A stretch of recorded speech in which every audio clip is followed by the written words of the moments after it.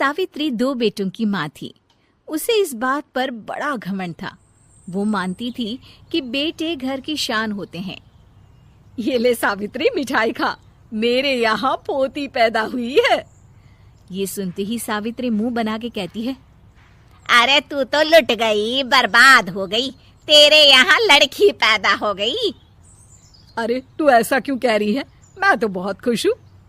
अरे जब तेरी पोती के पीछे तुझे खर्चे पर खर्चे करने पड़ेंगे ना, तब ये तेरी सारी खुशी गम में बदल जाएगी। पहले लड़की की पढ़ाई लिखाई का खर्चा, फिर उसकी शादी का खर्चा। अरे आजकल की शादियाँ कितनी महंगी हो गई है। गहने बनाओ, लाखों रुपए पानी की तरह बह जाते हैं। लड़कियाँ तो सिर्फ खर्चा करवाने के लिए ही पैदा होती हैं। इस तरह लड़कियों के प्रति अपने विचार व्यक्त करते हुए सावित्री ममता को लंबा चौड़ा भाषण देके चली जाती है।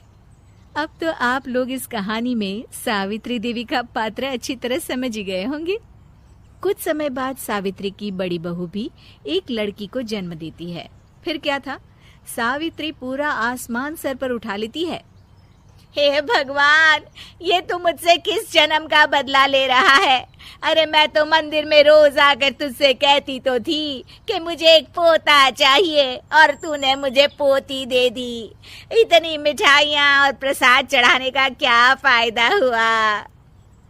तभी सावित्री की बहू निशा कहती है, क्या माँ जी, आप भी इतनी सी बात पर नाराज हो गई हैं?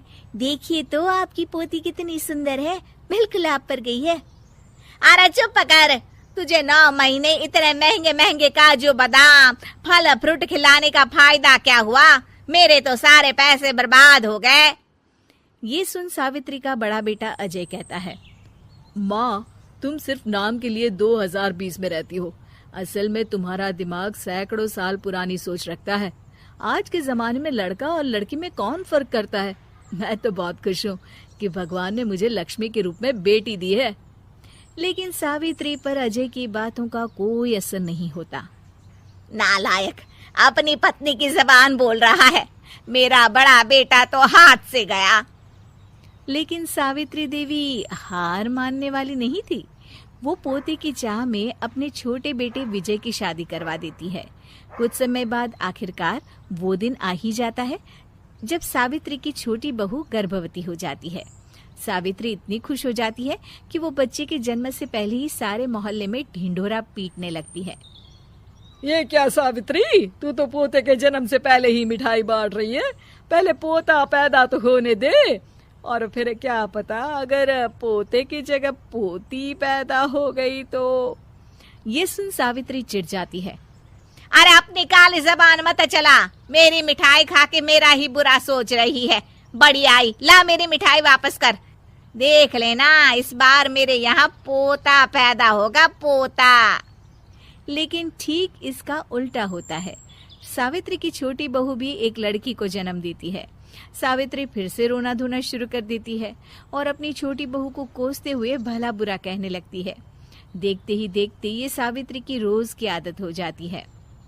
एक दिन उसकी इस आदत से परेशान होकर विजय अपने भाई अजय से कहता है, भैया, माँ खुद एक औरत होकर हमारी बेटियों को पसंद नहीं करती, उल्टा उन्हें रोज कोसती रहती है। मुझे माँ की यह आदत बिल्कुल पसंद नहीं आती। अरे तू ठीक कहता है, मैं भी अब माँ से तंग आ गया हूँ। अच्छा, तो अब तुम दोनों इस तरह पीठ पीछे मेरी बुराई भी करने लग गए हो? नहीं माँ, हम चाहते हैं कि घर में शांति बनी रहे। हमें हमारी बेटियाँ बहुत प्यारी है। मैं नहीं चाहता कि वे तुम्हारे ताने सुन सुन कर बड़ी हो, और इसीलिए हम दोनों ये घर छोड़कर चले जाएंगे। हाँ माँ, मैं भैया की बात से सहमत हूँ। जब तुम इस घर में अकेली रहोगी तब तुम्हें अपनों की कीमत का एहसास होगा। अपने दोनों बेटों के मुंह से अपनी माँ के लिए इतने कठोर शब्द सुन सावित्री भावुक और रुआंसी होकर कहती है, क्या सच में तुम दोनों मुझे इस घर में अकेली छोड़कर चले जाओगे?